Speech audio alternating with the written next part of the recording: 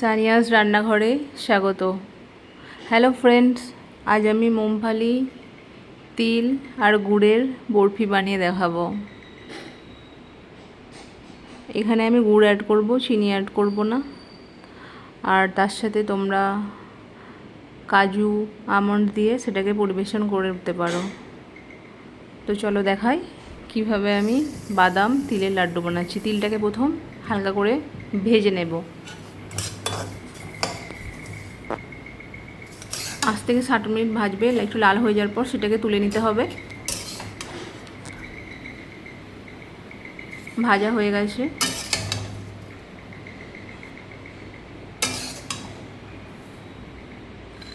এবার আমি একটু বাদামটাকে ভেজে নেব।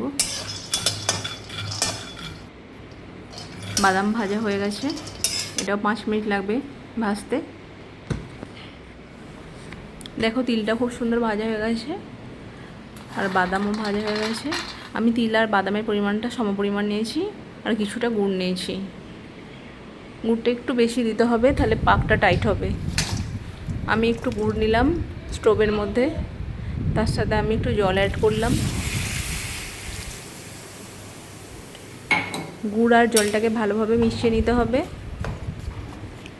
মিশ্রণটা ভালোভাবে না হলে বরফিটা ভালোভাবে বানানোর সুবিধা হবে না। তোমাদের দেখাবো তোমরা কী করে বুঝবে যে গুড়টা পাকটা ঠিকঠাক হয়ে গেছে। এক সাইডে আমি বাদামটা একটু পিষে নেব। হয়ে গেছে বাদাম পেষা। আমি এবার তিলটাকে দিয়ে ওটাকে একটু পিষে নেব।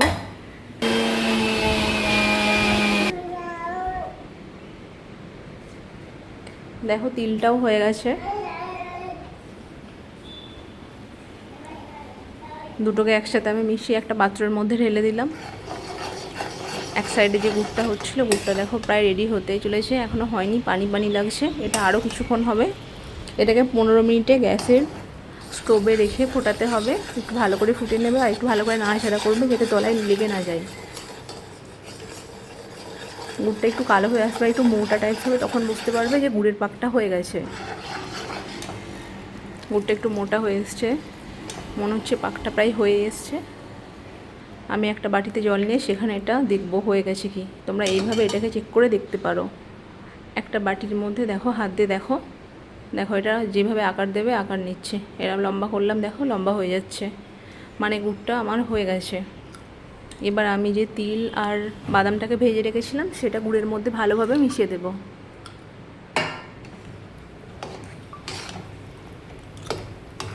খুব ভালোভাবে মেশাতে হবে, নাহলে তলাটা পুড়ে যেতে পারে। গ্যাসের ফ্লেমকে তোমরা মিডিয়াম টু হাই রেখে এটা করবে। এটা 5 মিনিট ভালোভাবে মেশালেই এটা প্রায় রেডি হয়ে যাবে। উপর থেকে নিচে পর্যন্ত দেখো ভালোভাবে নাড়াচাড়া করে নিলাম।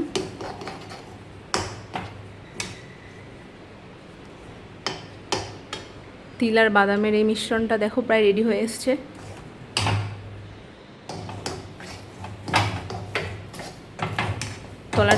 তলাটা যেন বসে না যায় সেটা দেখবে তোমরা। দেখো এটা হয়ে গেছে।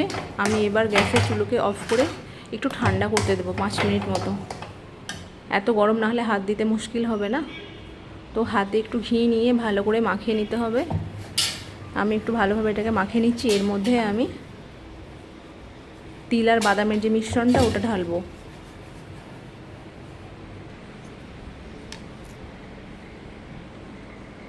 দেখো ওটা ঢালা হয়ে গেছে।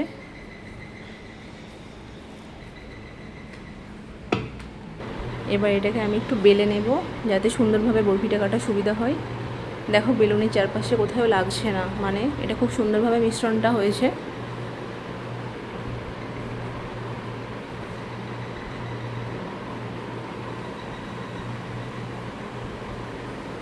দেখো এটাকে পুরোটাকে ভালোভাবে আমি বেলে নিলাম। বেলা রেডি। আমি এবার এটাকে হালকা হালকাভাবে কেটে নেব।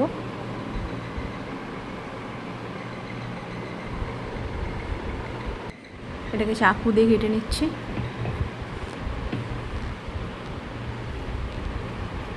এটা একটু ঠান্ডা হওয়ার পর কাটলে কাটাটা সুবিধা হয়।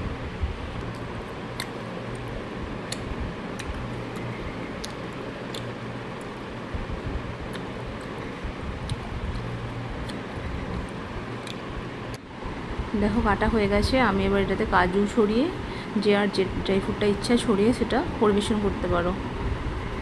আর এটা কীভাবে একটা একটা করে যে খুলে যাচ্ছে আমি তোমাদেরকে দেখাচ্ছি। কাজু দেওয়াটা কমপ্লিট হয়ে গেলে তোমাদেরকে আমি দেখাবো। হাত দিলে এটা একটা একটা করে না ছেড়ে যাচ্ছে। মিশ্রণটা তৈরি করা খুব সহজে, খুব সুন্দরভাবে করা হয়েছে। দেখো খুব সুন্দর লাগছে।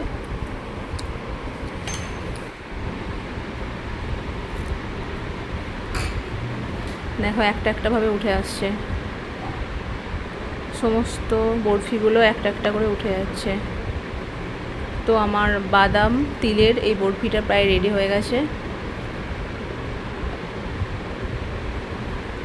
তোমরা একবার বানিয়ে দেখবে, এটা খুব সুন্দর হেলদি রেসিপি। বাচ্চাদের এইভাবে ড্রাই ফ্রুটগুলো খাইয়ে দিলে বাচ্চারা সহজেই খেয়ে নেবে, কোনো ঝামেলা থাকবে না মাদের।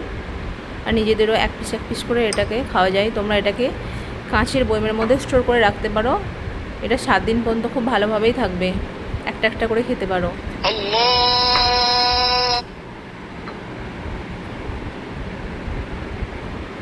দেখো খুব সুন্দর এটা রেডি হয়ে গেছে। আমি এটাকে থালার মধ্যে নিয়ে নিয়েছি। তো আজকে আমার মুংফালি আর তিলের রেসিপি রেডি হয়ে গেছে। তো আমার এই রান্না তোমাদের ভালো লাগলে, এই রেসিপি ভালো লাগলে আমার চ্যানেলটিকে লাইক আর সাবস্ক্রাইব করে দিও। সানিয়াস রান্নাঘরে তোমাদের স্বাগত। নেক্সট আবার তোমাদের জন্য নিয়ে আসবো অন্য রেসিপি। আসতে হবে, টাটা।